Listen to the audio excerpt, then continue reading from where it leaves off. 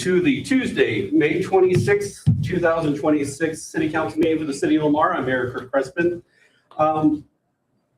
We have had a very, very busy month, between the Cinco de Mayo, Lamar Days. We had a wonderful drone show that was a new thing that happened.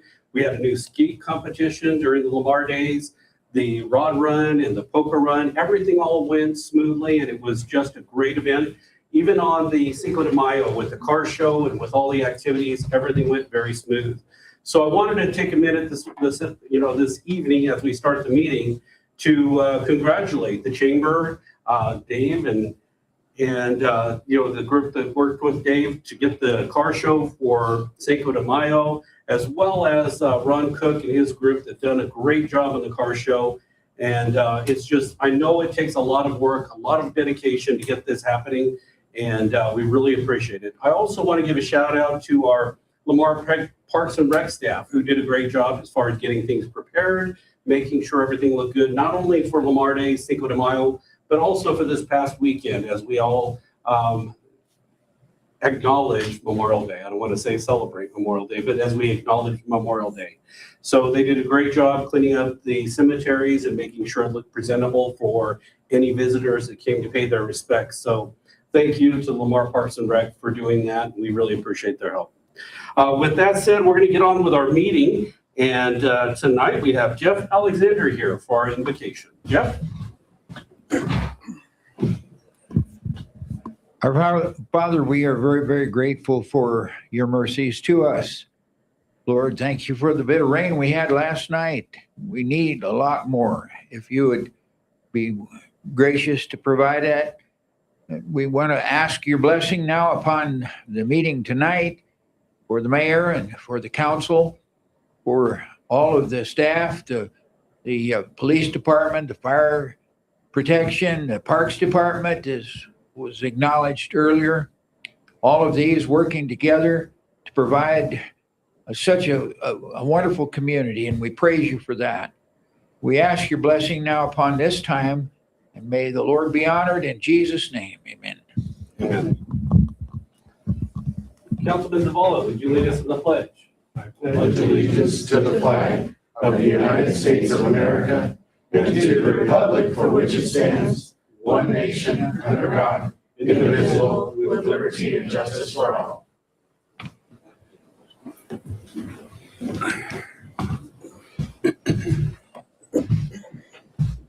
Okay, the time is now 7:03 p.m. I'll call the meeting to order. Roll call.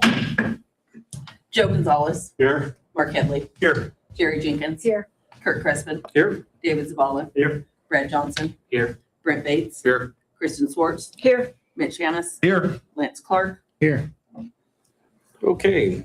We've all had a chance to review the agenda. I do have one item that I would like to add on to the agenda if the council will approve that, and that is for item number 8, which would be an executive session for purposes of determining positions relative to matters that may be subject to negotiations and instructing negotiators regarding the Lamar wastewater treatment plant, the LRA eminent domain process, as well as potential improvements at North Gateway Park under CRS 402 subsection 4 subsection E. So that would be to add the executive session at the end to discuss those different items under negotiations. Can I get a motion to add that on? So moved. Okay, we have a motion and a second to add that on to item number 8. Are there any other additions that we need to make? Seeing none, all those in favor signify with an aye. Aye. Opposed, same sign. Unanimous in favor of. Okay, so we will move on with the agenda as amended. First off, we're going to start off with the consent agenda. Do we have any items that we need to separate out? We need to separate out check number 104894 to Riverside Communication for $720. And what was that check number again? 104894. Okay. Do we have a motion to approve everything minus that check? So moved. Second. Okay, we have a motion and a second. All those in favor signify with an eye. Aye. Sorry. Vote again. Vote again. Aye. Aye. Opposed, same sign. Unanimous in favor of? Okay, now we'll just need a motion for the check, and I will abstain. So moved. I'll second that one. Okay, we have a motion and a second. All those in favor signify with an eye. Aye. Opposed, same sign. Unanimous in favor of with Mayor Crespin abstaining? Okay. Now comes the time for our audience participation portion of the meeting. During this portion of the meeting, anyone may speak on any subject that does not appear on the agenda. Individual speakers are limited to 3 minutes each, and that is at the discretion of the council. Is there anyone here tonight that would like to speak to the council on an item? If you could just come on up.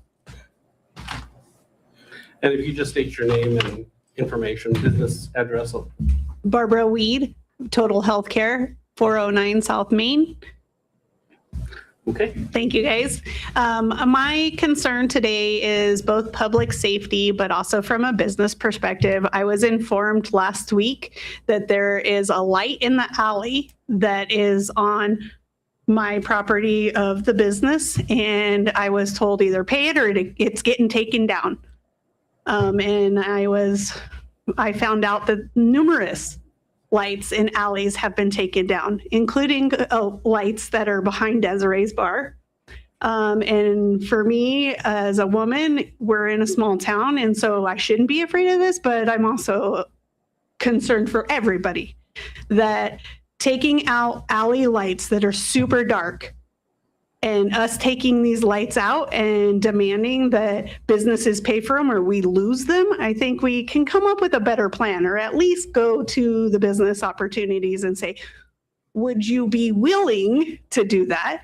Because as a business owner, again, I would probably be willing to do that. But to come to me and demand that I'm going to do this and then put me at risk for if something happens behind my building.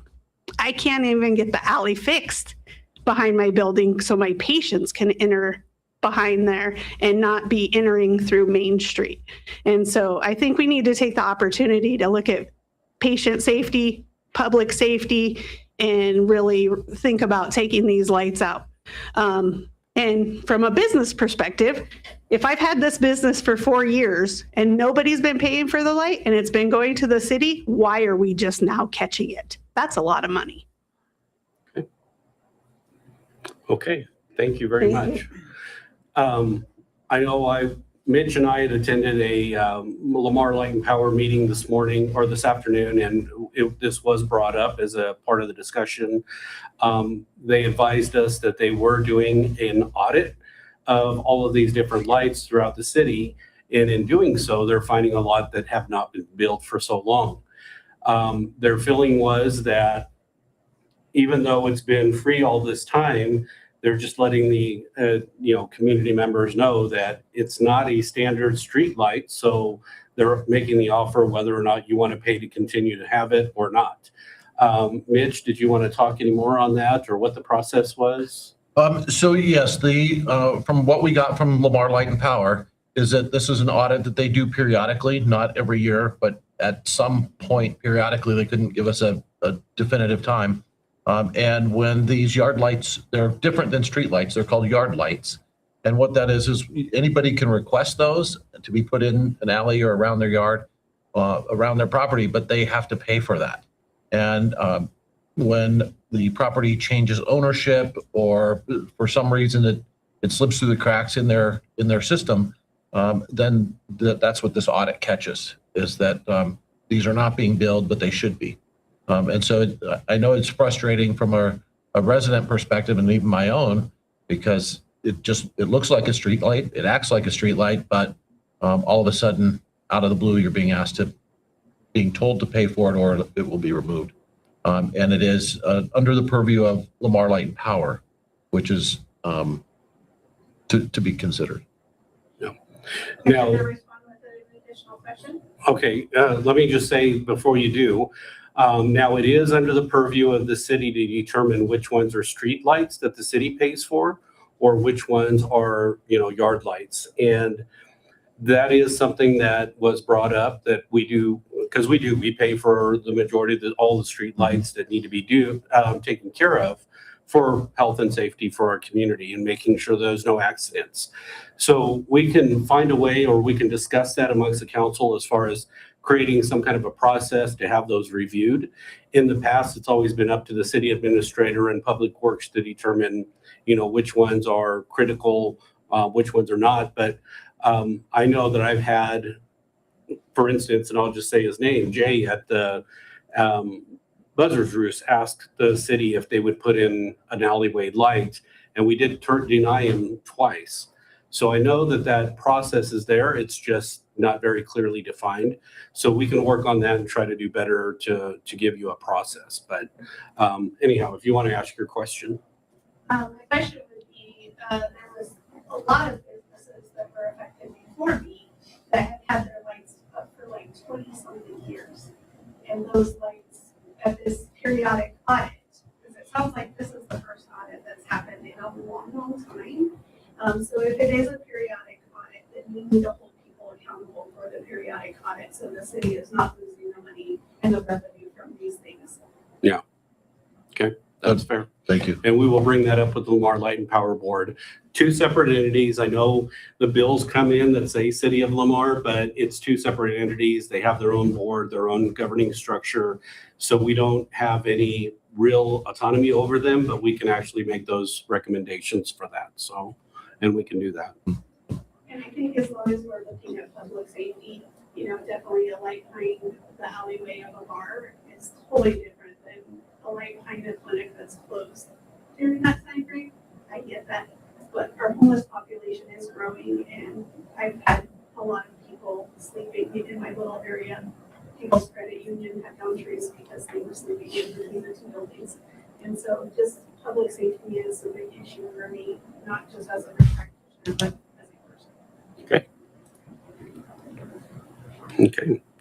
Anybody else want to add anything or before we move on? I don't. I think you said it just fine right there, explaining the two entities and how we're separate from Lamar Light and Power. Okay. But I do agree with you. It's something that we can take a look at and analyze from that point on with the data given to us. Yeah, if we can get an application process and then also work with them to try to determine a fixed schedule so it's not so random on their audit. If that's what they're going to do, ask the board if they would consider that. That may be helpful. But like I said, it would be up to that board, the Lamar Light and Power Board, to make that decision. So, okay. Anybody else want to speak to the council on an item that's not on the agenda? Okay. Seeing none, we're going to move on to our next item. Thank you for participating. Thank you. Next item on the agenda is the city treasurer's report. Kristen? Good evening, Mayor and Council. Thank you. For my grant update tonight, I wanted to let everybody know that I had gotten an email from the Colorado Office of Economic Development and International Trade, which is the granting agency for our Welcome Center. And they sent me the email to inform me that our funding is being cut. They had $1 million permanently cut from the tourism program. So our funding will go from $80,000 a year to $55,000, and that will start July 1 of 2026. So that's a significant cut. So Mitch and I will get with Leslie and see what things can be adjusted till the end of the year. So because that will affect our calendar budget from July 1 to December 31st. So I haven't gotten the final PO yet. They haven't issued that to me yet. This was just a draft that they sent, but they were pretty sure of the amount. So I just wanted to let everybody know that. And that's really all I had on my grant update. And unless you guys have questions for me. I don't have any. Thank you. I don't have any either. Okay, with that said, we'll move on to the city clerk's report. And I have nothing this evening. Okay, city administrator's report. Email. Thank you. Thank you, Mayor and Council. The city administrator report, we have the Prowers County Youth Council Chalk the Walk on Saturday, June 6th from 10 to noon, and it starts at the Lamar Bike Loop of 14th and Oak. The event's open to all ages. Chalk is provided, and there will also be snacks and prizes. Prowers Medical Center Spring Sprint 5K is Saturday, May 30th. Registration's 8 a.m. It's only $10 at the Willow Creek Park Swimming Pool event parking lot. The Lamar Chamber of Commerce 5th Annual Globe Golf Tournament is Saturday, June 20th. That's the events that we have right now. We received a shout out to the Lamar Police Department, specifically Sergeant Peck and Officer Lazoya, and the Lamar Fire and Ambulance crew for quick response, kindness, and professionalism on a call. So it's always fun and exciting to get those compliments for people that are out there doing that work every day. We experienced Flixbus. They started to stop in Colorado Springs, or started to stop here in Lamar. We're still waiting on the signs to come in so we can get them installed, but that's across from the Welcome Center. And so we're excited that Flixbus is now making a stop. Thursday, June 18th from 6 to 7:30 p.m. in our Cultural Event Center, we are hosting Timothy Fritz and Tim Jackson, who are air mobility experts, and they are going to be hosting a community meeting on advanced air mobility. And basically, these are the consultants that we've been talking with about how to make our airport more viable and a better use of our resources and how it can serve both our economic and workforce needs here in Lamar. So we're excited about that. We encourage anyone who's interested in air mobility or new technology and aviation to come out for that. It's just an hour and a half on that Thursday night. It'll be exciting. What was the date again? Thursday, June 18th from 6 to 7:30. Okay. And I do have two exciting things to mention in this report. The first one is Colorado Municipal League has a program called Muniversity where they train and work with elected officials and city staff leadership. And we have two people who have earned some awards tonight. Mayor Crespin has reached the leadership level, which is over 100 hours of training with Colorado Municipal League. And Councilmember Gonzalez, who's got I forget what they call it, but it's over 60 hours of training with Colorado Municipal League. And that's really evident in what we do and super important because it's a lot of time and dedication that is basically volunteer to serve our communities. So this is something that's really cool, I think. So what I'd like to do is ask Councilmember Gonzalez and Mayor Crespin to come around in front. We can hand these out and get a picture. Okay.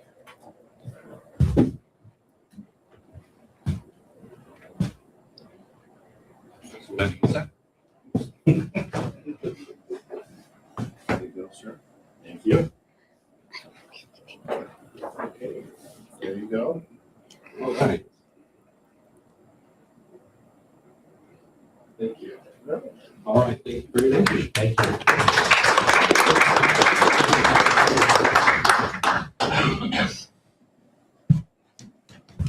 And that will conclude the city administrator's report for this evening.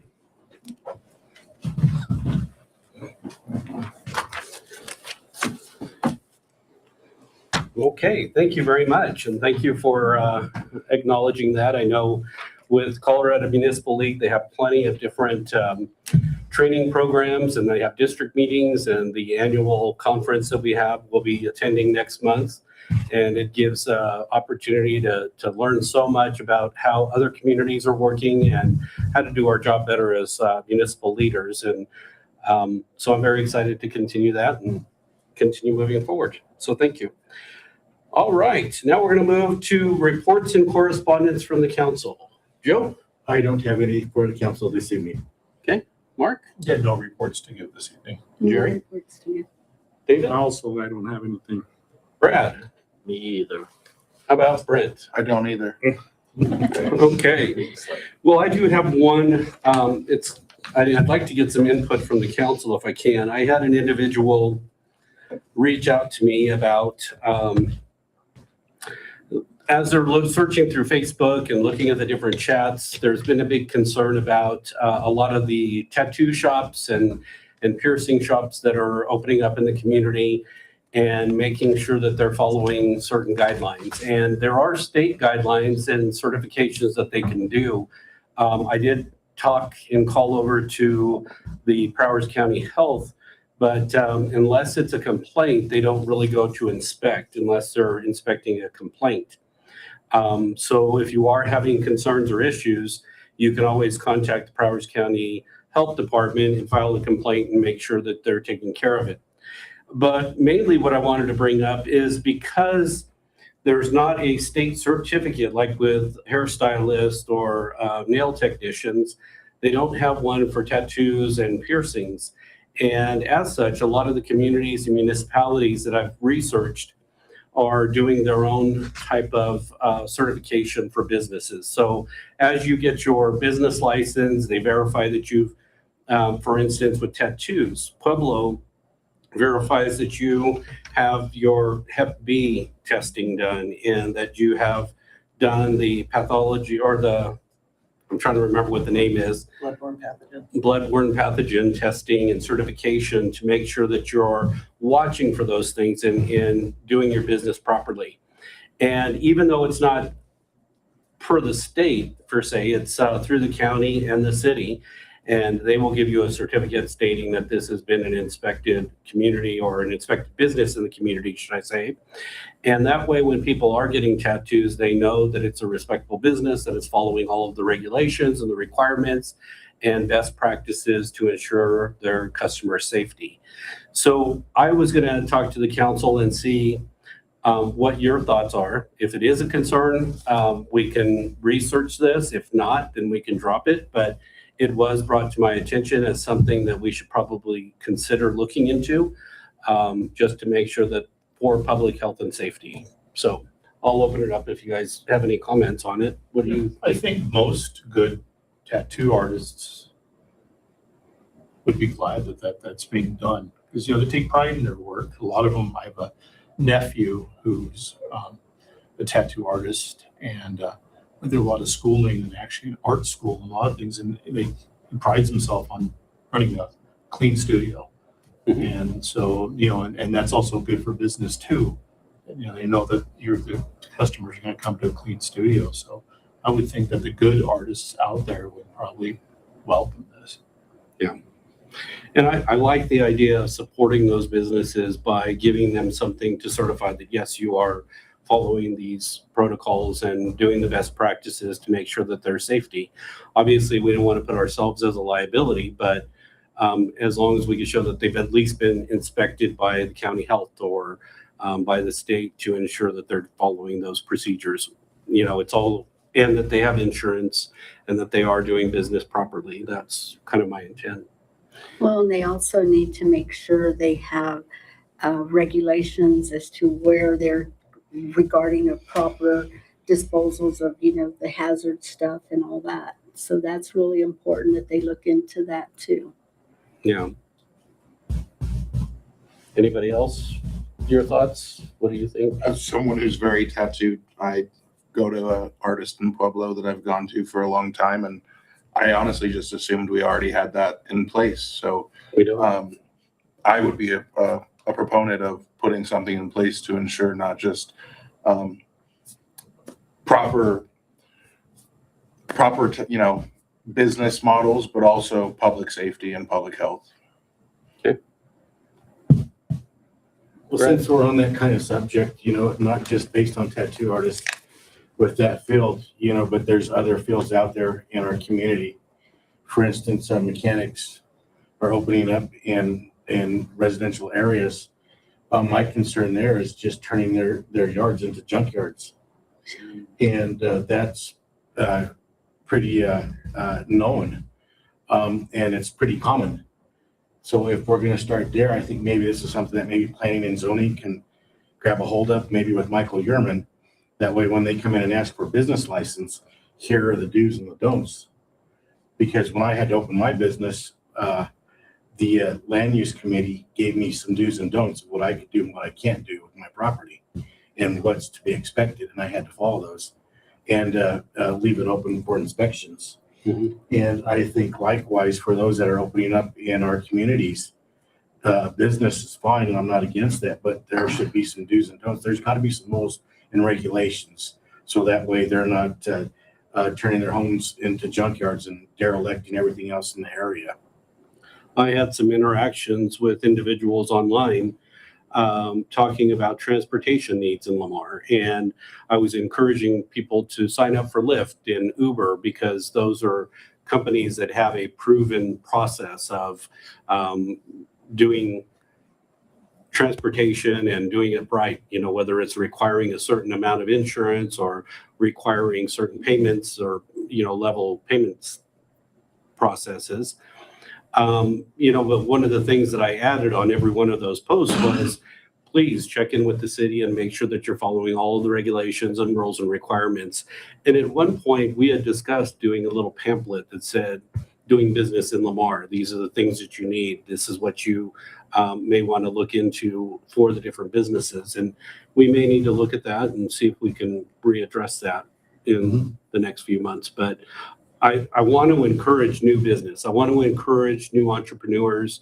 If you want to open a body art business, or if you want to do a food truck, or if you want to do any of these, transportation, DoorDash, Uber Eats, I think any of them are great. It's just there's always rules and regulations that we need to follow.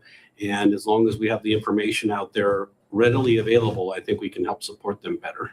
So, Brad, you're a business owner, and Yeah, I think that if we approach it in a way of credibility, like you're a business that follows the rules and do things right, and if there's some way that we can approach it in that manner to where the business doesn't feel penalized by all the rules and regulations, where someone that's doing it, in a sense, in a back alley or whatever, doesn't have the same rules and regulations. So I don't have the answers for that, but I would be in favor of some type of credibility to businesses that are willing to play by the rules and do it the right way. Okay. I think the only one we're missing was David. Any input, David? Well, one thing as we were talking about is the tattoo shop, I think it would be ideal just for the safety and the health of the people that go in and get tattoos. I think it would just give them more power to, be able to run their business a lot better and a lot cleaner. I think that would be a pretty good idea for them, and encourage them to be able to have a clean place to be able to give their tattoos if they feel that's what they like doing. Okay. Well, it seems like it's unanimous to at least investigate it a little bit further and bring something back at a later date. Does that sound good, guys? Yeah. Sounds wonderful. Okay. All right. Well, if we can look into that, We I'll will. reach out with you and we'll have that discussion more. Yep. Okay. And that's all I have for my portion of the report. With that said, we will move on to new business. And we do have a guest here tonight, Dr. Reyes from Lamar Community College, who will be giving us her biannual update. Thank you for coming. My pleasure. Good evening, Major Crispin, members of the Lamar Community College. Lamar Community College, you see that? It just rolls. Of the Lamar City Council, thank you for the opportunity to address you tonight and to bring you an update of what's happening at the college. So I want to share with you a few exciting things happening as we continue to strengthen our roles as an educational and economic driver in our community. And I'm going to divide that quick update in 3 areas. I'm going to take this off because I feel like I'm bending down to make sure that I have closer mic. The first thing is our enrollment and student success. Just wanted to share that LCC continues to experience strong enrollment growth in both the fall and spring semester. In our spring, our headcount increased over 4.3% over last year. And that put us as a second in increase in the rural colleges in the system. And while our spring enrollment is the highest that it has been since 2021, our fall enrollment is actually the highest since the fall of 2019, which really has been very meaningful to us. And while we love to have that growth, I think what is most impressive to us is who we serve. Over 56% of our students are first-generation college student, meaning that this is their first in their families going on to college. And over 44% of our students are from Colorado. 47% of them are from other states, and 9% of our students are international. And they're coming from all over the world, from Canada to Africa, Asia, and all over. So we're really excited to have such a diverse student body. Nearly 50% of our students are Pell eligible, which means, for those of you that are not in academia, that these are students with financial need. Once you have a Pell eligibility, that means that you have great need and therefore you receive financial support to enroll in college. Our adult learner enrollment increased 31% this year, and we're really proud of that number because overall in the state, adult learners increased about 3%. So for us to see that huge increase has been great, and it's a way for us to diversify our enrollment and continue to grow as an institution.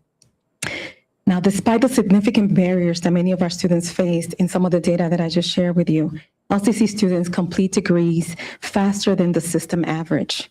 Our graduation rate exceeds the system average by 5 percentage points, and retention continued to improve. Over the past decade, in the last 10 years, LCC has graduated over 1,800 students, and we have awarded over 2,500 credentials. I got to tell you, I was looking at that information as I was getting ready to come and share this with you. And just as we celebrated graduation, and it's such an exciting time, but I didn't realize how much of a reach we really have made. Now imagine that in 89 years of existence, what that impact is. So really proud of these numbers. The second update I want to give you is on our fiscal position and our strategic investment at the college. So LCC once again is presenting a balanced budget in a few weeks for fiscal year 27, while we continue to strengthen our financial position and invest in students and our staff. Since 2023, our general fund balance has increased by 95%. Our auxiliary fund balance has increased 38%. And LCC now holds the second strongest composite financial index rating in our system. And that is happening while at the same time we continue to invest in our people. Our annual salary and equity adjustment is now about 95% of all of our salaries, which means that besides the regular annual increases, we go back and we benchmark salaries and make sure that we are remaining competitive. And more importantly, that we're bringing family sustaining earning and wages to our employees, just as we're striving the same for our students. We're also investing this summer $1.6 million in critical infrastructure improvement at the Topbridge Hall, which is our oldest student housing. This year, we ended about $19 million in capital projects on campus. And if you drove by, you saw parking lots were repaved and new lighting is going on right now. So a lot of work happening on campus. Again, a team of people who are making all that possible. We also are expanding on programs and workforce development. LCC continues to bring workforce opportunities aligned with regional needs. This year, we launched our first bachelor's degree, as I shared before, that we were planning to do in business administration. We also graduated this May 4 graduates in education and human development in our partnership with the UC Denver. We started our first rural high school tuition-free program for adults. And just to give you some background on that, that was a bill that was just passed last April that allowed community colleges to offer adult students a high school diploma, not a GED, a high school diploma. We do it at a $50 fee, no tuition charge. They take at the max 3 college courses that are prescribed. And if they successfully complete those, they graduate from high school. We had 17 adults begin that program and 14 graduated about 3 months afterwards. So far for this summer, we have 25 adults signed up. And we're expanding our welding program as well. We are bringing in equipment and programming to 3 local high schools to allow high school students to graduate with those certificates and programs. And this is all possible via a $250,000 grants that we received. Next year, we're launching new workforce degree directly aligned to opportunities in our region: heavy equipment, plumbing, water quality operations, massage therapy, sterile processing, and field craft scouting, among others. The third area I want to give you an update is on student support and innovation. As you know, LCC was selected about a year and a half ago to start a program called ASAP, which allows us to give students tuition gap funding, a monthly stipend, high-touch wraparound support, and we also pay for their books and at times for housing when necessary as well. And so we started this program in the fall, and I just want to give you some outcomes of how that's happening so far. And we were one of 2 colleges in the state who were funded. There was a $20 million donation given to the state. And so we were thrilled to be the only one in our system and 2 in the state. So we have 100% retention on those students who started in this program. They have 94% course completion rate, and they have an average GPA of 3.13. All of the students enrolled in the program are on track to graduate, and we are also still recruiting a few more students to onboard for the next 3 years. Additionally, through nearly a $1 million behavioral health grant funding, students now have expanded access to counseling, wellness programming, and holistic student support. We were also recently awarded the Colorado Work-Based Integrated Learning Grant, which will support paid internship for student work experience and would also provide our faculty a stipend to develop career-connected curriculum. Just want to highlight 2 other areas for you. Our nursing students, our healthcare, as you know, remains the strongest workforce pathways in our community. Nursing graduates continue to achieve 90 to 100% job placement within 6 months of graduation, and many of them have a promise of a job even before that. We're actively exploring the expansions of these health programs to address the critical work shortage that we have in Southeast Colorado. So I hope that by the fall, when I come back, I'll share with you a few other degrees that we've been bringing in healthcare. Our equine and agricultural programs also continue to produce outstanding workforce outcome, with over 90% of our equine graduates employed full-time in the industry within 6 months of graduation. You probably also saw some of the exciting things that happen in athletics. We were proud to continue seeing success in our student athletes, including our women's basketball team winning the championship for Region 9 South, and our coach, Chris Godfrey, who also was named Region 9 Coach of the Year. Our men's basketball team also had fantastic showing. They made it all the way to the final championship game for the region. And so we are excited to see what this next year is going to bring ahead.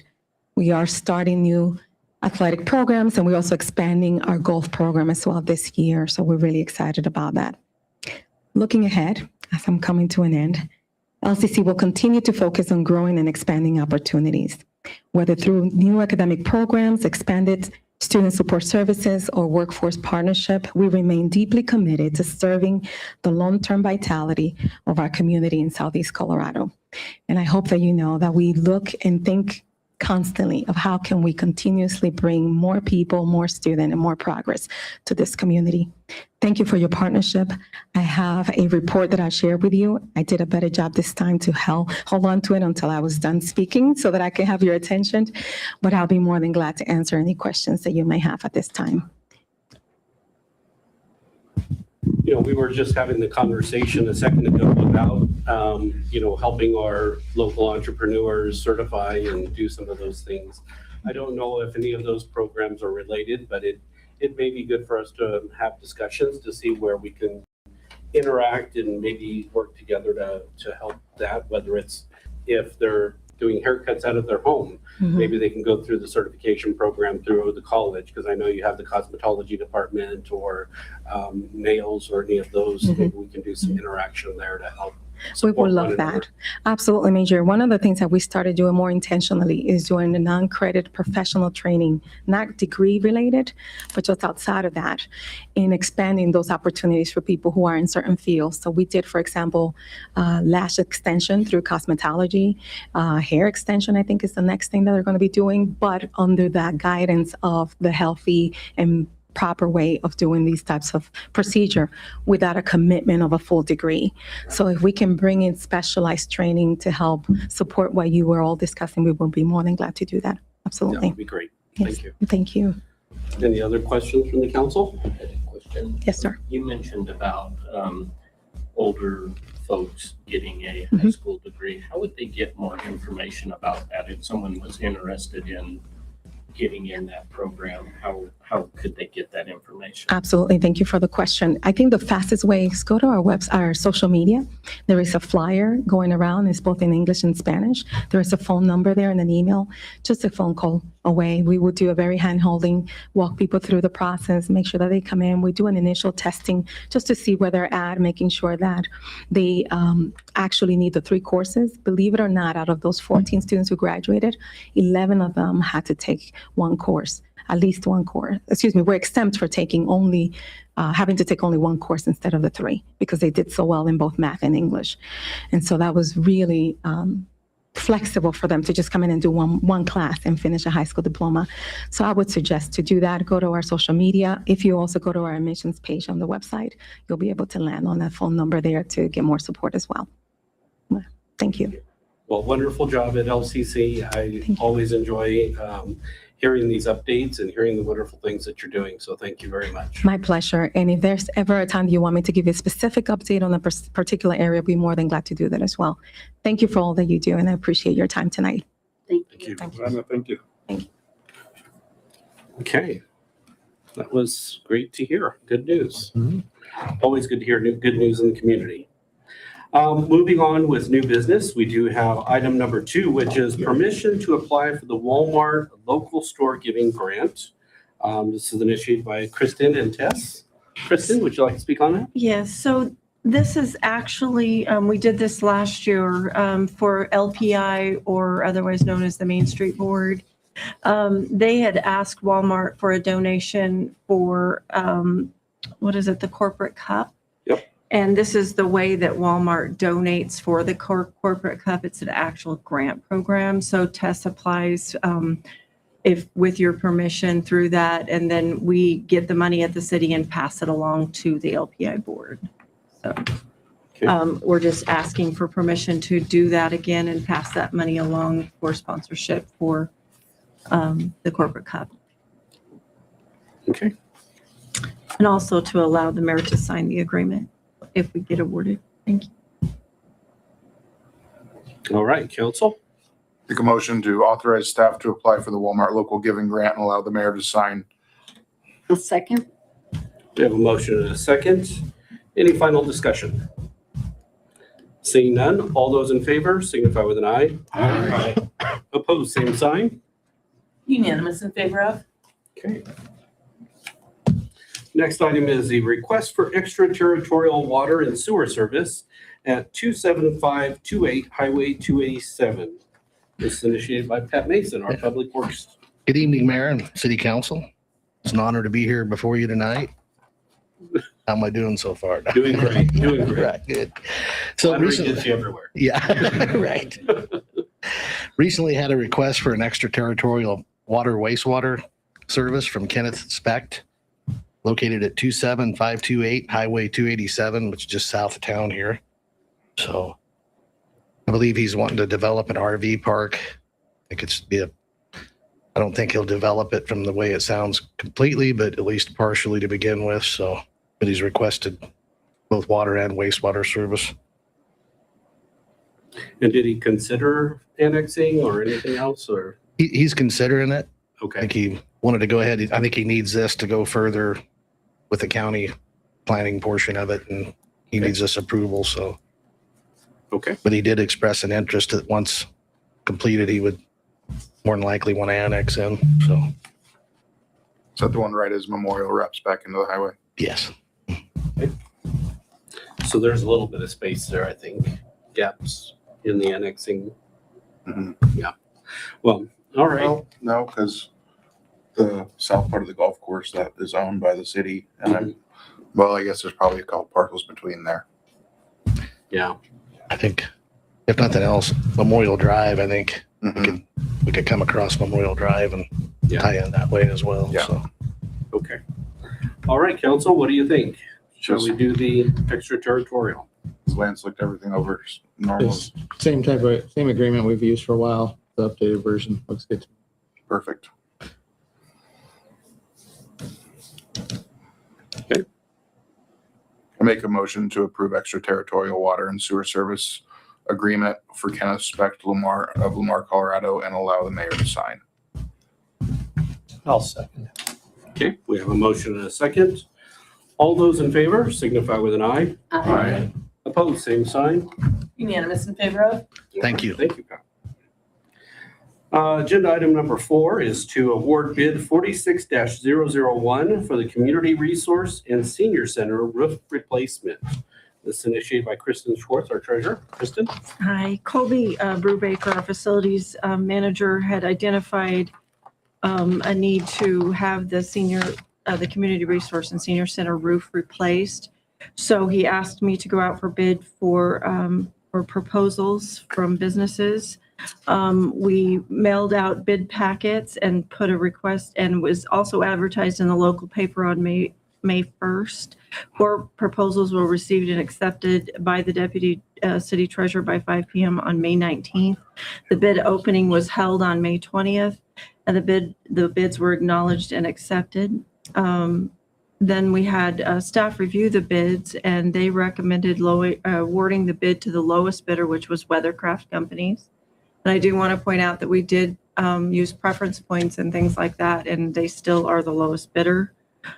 So staff recommends to award bid 46001 to Weathercraft Companies and allow the mayor to sign the construction contract after reviewed by the city attorney, city facilities manager, and the city treasurer.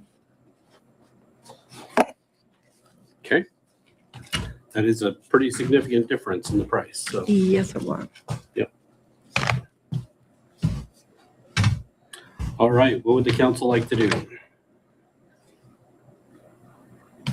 Make a motion to award bid 46-1 to Weathercraft Companies and allow the mayor to sign the construction contract after review by city attorney, city facilities manager, and city treasurer. I'll second. Okay, we have a motion and a second. Any questions or final discussion? Seeing none, all those in favor signify with an eye. Aye. Opposed, same sign. Unanimous in favor of? Okay. Next item on the agenda is just a discussion and update on the Win Local campaign. Mitch and I had talked about just kind of giving an update, and Brent as well. Over the last week and a half, we have released this new Win Local campaign, and I didn't bring my signs or anything with me, but we do have some signs. We have buttons, we have decals, stickers, and flyers that we were handing out at Lamar Days, as well as throughout the last week. I know on Friday, I spent some time walking up and down trying to catch as many businesses as I could. If I missed you, I will try to catch more. But the idea behind the Win Local campaign is, and I had given the presentation to the Lamar Chamber as well as to the PEP board over the last couple of weeks to discuss the program. And what the campaign is all about is focusing on, rather than focusing on shop local, where we're asking the consumer, where are you shopping at? What are you doing? Why did you buy there? Why did you buy there? Why did you buy out of town?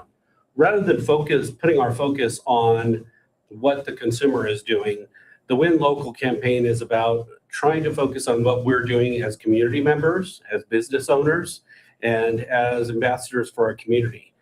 That means that as a business owner, a lot of them, and all of them really, try to do the best as far as giving great advice, giving good recommendations, and showing the value of shopping in their stores.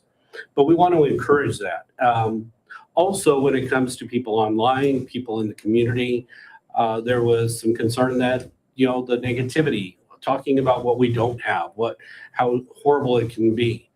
I gave an example to one individual when we were discussing this, where we had an investor that was looking at coming to Lamar, and we went to lunch. And while we were at lunch, the gentleman asked the waitress, "What's there to do in Lamar?" And her comment back was, "Absolutely nothing. This place is dead." This is why the Win Local campaign is important, and why it's important for us to start looking at our community differently. Because if we want to attract businesses, if we want to attract outside investors, we have to find a way to show our community in a better light, because nobody wants to invest in a discouraged, disgruntled, or divided community. And I think that the hope with the Win Local campaign is just to continue to have these conversations and to get people talking about it. right before I launched that Win Local campaign, I had asked a simple question on Facebook, and I had asked, what would it take for you to shop local? And I had just a complete surprise when I had seen all of the different comments, everything from competitive pricing, I want different products, different hours, it was a lot of great feedback that if I was a business owner reading that, I would get a lot of great feedback from the community. And I believe that that is one of the worst things as a business owner we can do is be upset because nobody's buying my apples, when in truth is one conversation will let you know that everybody wants oranges. We have to have those communications. We have to have those discussions to know what the people in Lamar are wanting, or they won't know how to shop local if they're always looking for something else that they don't have. I will say out of all of the comments that I've received, I think 60% of them were saying they want a clothing store in Lamar. And if I was a business owner or a business person wanting to open a new business, I would be looking at a clothing store in Lamar because everybody was talking about how they really wanted that. So it was excellent feedback. And I guess I wanted to open it up to Mitch or the council. What are your guys' thoughts? I know we're trying to keep this momentum going and discussing it with people. Well, I'll tell you, the thing that resonates with me with the Win Local is, yes, the city's not a business, but it is a business. We have a captive audience that has to use the city for certain services. So the Win Local campaign resonates with me and the team that we're building, in that if people are happy to do business with the city, then they're going to feel good about when we come to them needing authorization for infrastructure projects, or when we're asking, for how do we fund more police officers or firefighters or something like that. So it's not just Win Local that's just with retail businesses on Main Street. It permeates into every element of our community. Yeah. And that's what I liked about it. We had talked at the PEP meeting, and I had mentioned about it's not just about retail stores. Looking at insurance companies, it would be easy for me to get online, type in my information and my car, my make and model, and get 15 different insurance quotes. The problem is I may save some money, but I'm going to be getting the next year full of phone calls and telemarketers trying to sell me insurance for the next year. You don't think about that. Whereas if I was to go to a local insurance agent, I can ask them specifically what I need. Do I really need that coverage? Do I really need that extra add-on? And get a customized thing for yourself. Goes no different for banks. Having worked at a bank myself, there are many times when I look at all of the fintechs that are out there to compare CD rates or loan rates. I can get onto online and do a loan right away, fill out all the information, submit my data, and get approved, and the money gets transferred within a couple of days. The problem is if there are any hiccups, if they need more documentation, who do I talk to ask them, why do you need that? Why is that important? What about this and how about that? Whereas on a local loan officer, you can have those interactions, you can have those discussions, and that's what adds the value to shopping and doing business locally, and that's why it's so important. Brent, did you have anything? Yeah, I was really excited when you brought it forward to PEP. I think it's a great opportunity for the businesses who have voiced concerns with, competition in e-commerce and outside business influence to collaborate with other Win Local ambassadors and businesses, come to potential workshops and customer service trainings and win business back. Mitch made a great point, though. It goes beyond commercial businesses. It goes beyond retail service providers. It goes into our residents and everyone who loves and supports this community, whether you live in city limits or live outside in unincorporated Prowers County or in Wiley, Grenada, Hawley. It's about showing people who travel through, showing friends and family who come and visit that love that you have for Lamar and everything you do. I would agree. Anybody? Mark or anybody? Well, I think it's a positive thing. I saw a lot of those comments, and I think they were valid. Extra hours, different goods, and variety. And I think looking at what we've done so far with Pryor's County Market, that, like I said, I put a little Facebook post out, funniest little thing. I found a jam that I found in Iceland in Lamar, Colorado. Wow. And, in the Brown family, I put in a request for a food item, and lo and behold, there it was on the shelf. Like, we have people in this town that want to do good for the consumer.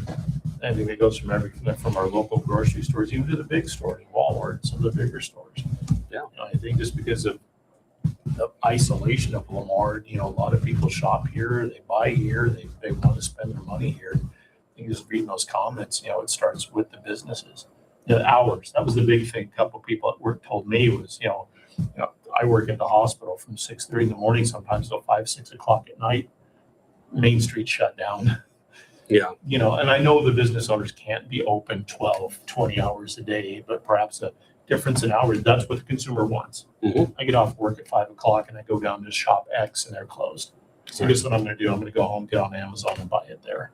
Yeah. They wanted to spend the money here, but because of, so I think if they win local, they listen to the consumer, they listen to the customers and modify a little bit, it could generate so much business and keep our money here. Okay. Anybody else want to add anything? Yeah, I could add a little bit. I think that, there's two sides of the coin here. Is you've got the business owners, and I think as a business owner, we have to listen to, like what everybody's saying, what the public's needing and wanting, and try to provide that. I think that's the business obligation.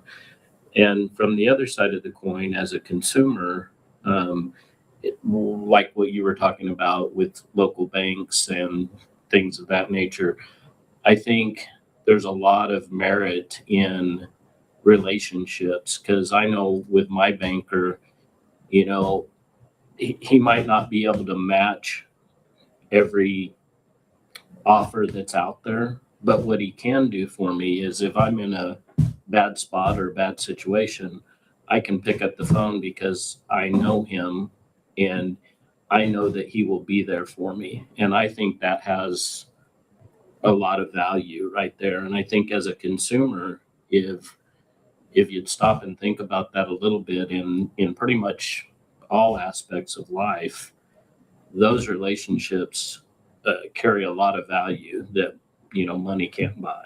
So I would agree. those are my comments. Okay. David, do you want to have anybody else? I like the momentum that's being put on it and the idea itself. I agree with you. If the individual business out there is listening, if you're wondering why you're not selling your oranges, but people are asking for apples, it's coming back down to listening to the consumer. I also like your ideas as well that you mentioned, Mark, as a professional into your nursing careers there. When you're getting off work, everything's closed. Maybe some businesses can revamp their idea of their opening hours and listen to the consumer, so that way that there's more shopping downtown in Lamar, Colorado, instead of hitting the Amazon button right away and going to Amazon to figure out what they need, because I'm sure those needs can be met here locally. And if we start patronizing these local businesses here, then we will start to see Lamar start to flourish more and more and more on different levels.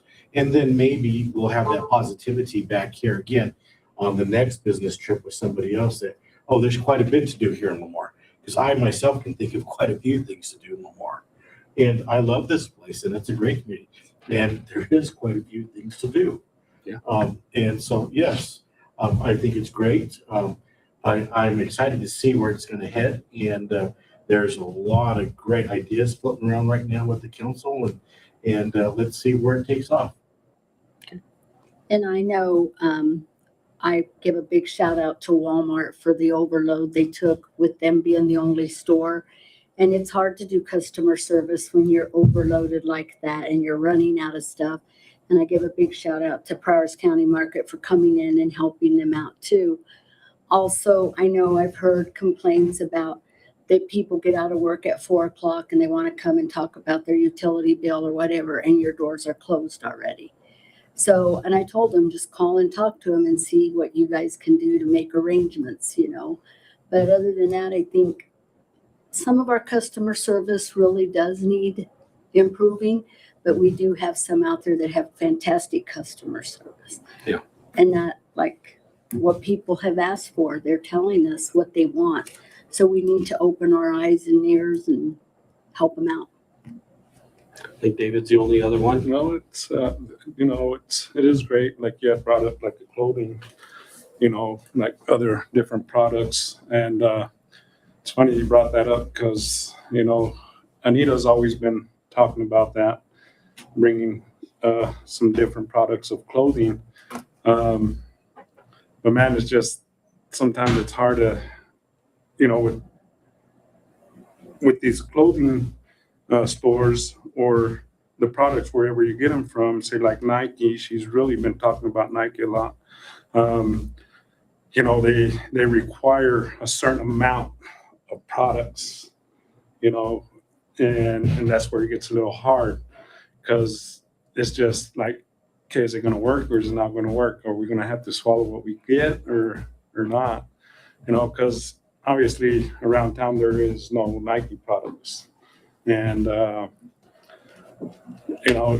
she's been up in the air about that stuff right now, and she's been talking about that quite a bit on what to bring in and open a store of clothing for a Nike product. And she talked to an individual before, and that's what they told her, that, they do require a certain amount from them to be able to open up a Nike store, which would be nice, because it'd be something different. It'll bring people from all these little surrounding towns, because a lot of them go to Kansas, Pueblo, where you can get Nike products and stuff like that, where they order them online.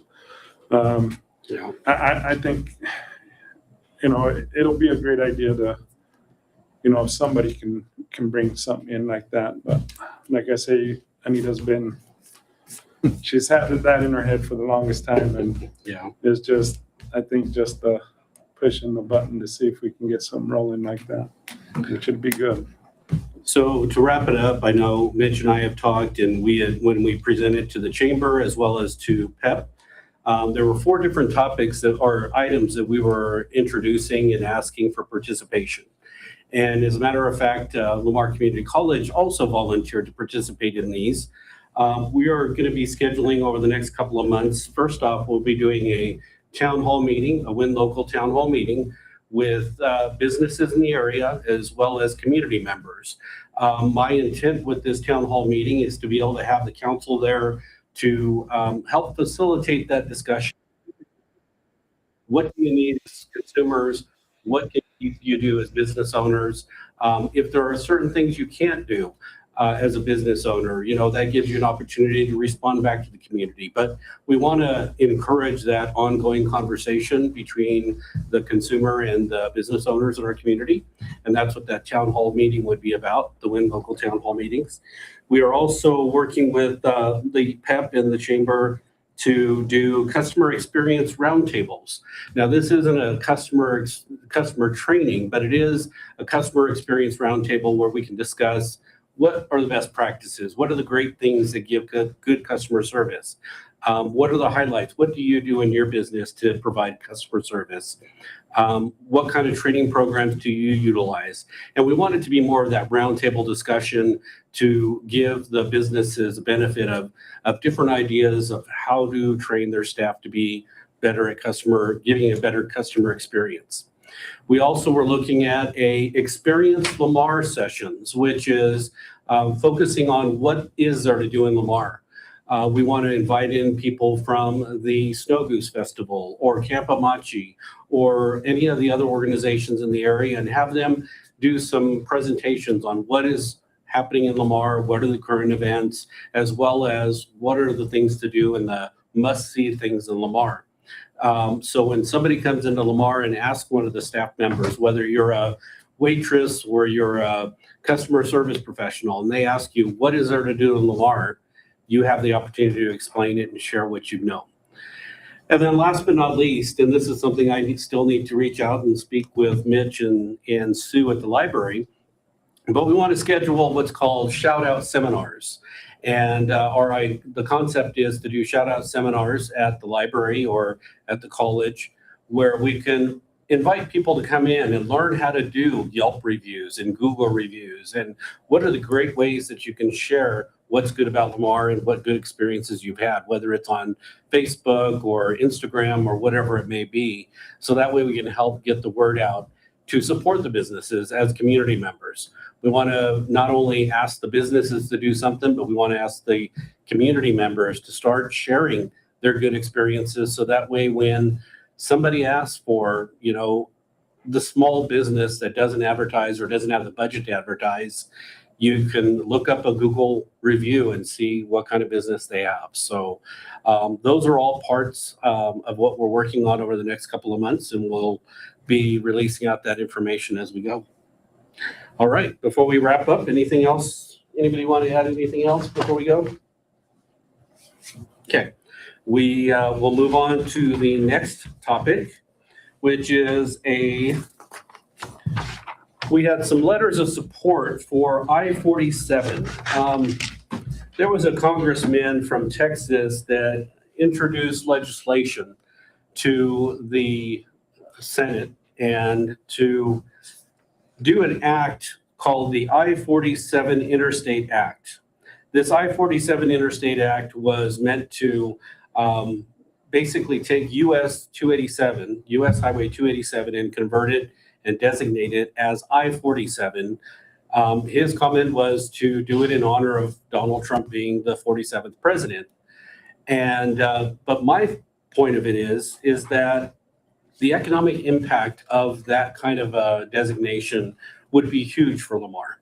We look at the jobs possibility, we look at the traffic possibility, we look at the potential for safety improvements and statewide connectivity and getting a lot of the trucks, semi-trucks off of the road. So what we were doing is I wrote up a letter of support asking John Hickenlooper and Michael Bennett, as well as Lauren Boebert, to not just consider it based upon the name or the name designation, but consider it for the economic impact, the safety that we have in our area. And we're asking for these letters, basically saying it's a letter of support. Please consider this as for our US Highway 287 to redesignate it.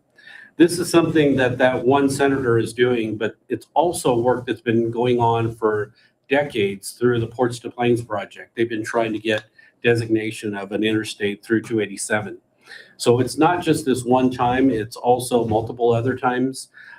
This letter is just trying to point out that it's not about the name as much as it is about the economic impact that we can have in our community, as well as all the other communities along 287. So that was my request, is to see if the council would support submitting these to our representatives and senators and congressmen, women, asking them to consider it not just for the name, but mainly for the economic safety and so on. So, council, what do you think? Is this something we want to send out to them? Sounds like a great idea to me. The other thought is, even if it doesn't pass and it dies, the idea of keeping it on the top of their mind as far as this is very important to my constituents in my district. This is an important topic as far as getting this designation in the future. I think that's important as well. So what do you think, Jerry? So you're wanting to change it from 287 to Interstate 47? That's what the proposal is, yes, to turn it into an interstate. And it was I-27 is what Ports to Plains is trying to designate it as, is I-27, which actually fits the interstate highway system, the way it's numbered out and aligned. So I think it's more about just getting the designation for the federal funding to convert it from a US highway to an interstate, creating 4-lane highways, 4-lane traffic, rather than the congested 2-lane that we have.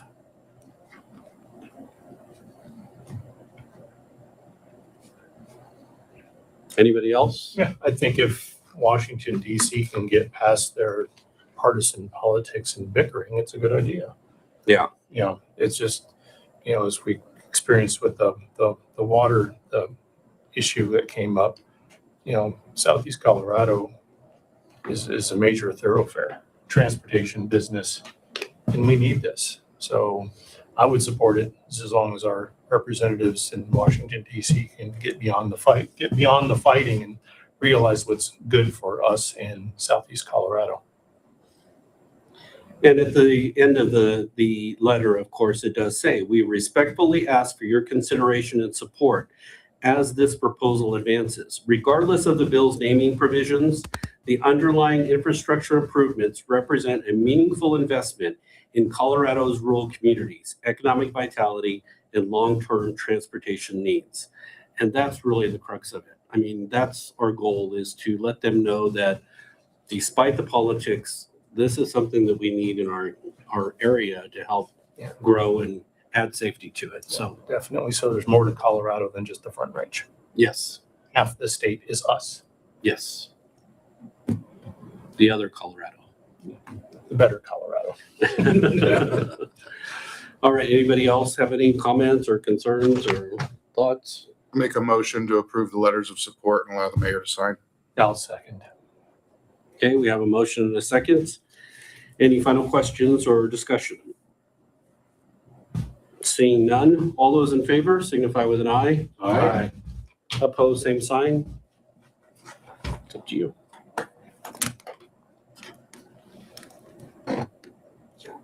Joe? Oh, got it. Okay. We have a split vote with Councilmember Bates, Gonzalez, Headley, Johnson, Zavala, and Mayor Crespin voting yes, and Councilmember Jenkins voting no. Okay. All right. And then last but not least, any miscellaneous items that we need to discuss? Do you have anything else miscellaneous? Okay. Then we would just need to move into the executive session. As we stated, this would be for negotiations and discussions with negotiators based on those three topics that we discussed earlier. One being wastewater treatment plant, the other being potential improvements at North Gateway, and the process for URA or the Lamar Redevelopment Authority Board to do eminent domain. So do we have a motion to go into the executive session? So moved. Second. We have a motion and a second to go in the executive session. All those in favor signify with an eye. Aye. Opposed, same sign. Unanimous in favor of? Okay, there will be no decisions coming out of the executive session, so we will adjourn immediately following the executive session. Our next city council meeting will be on Monday, June 8th, 2026 at 7 p.m. We hope to see you then. Thank you for joining us tonight.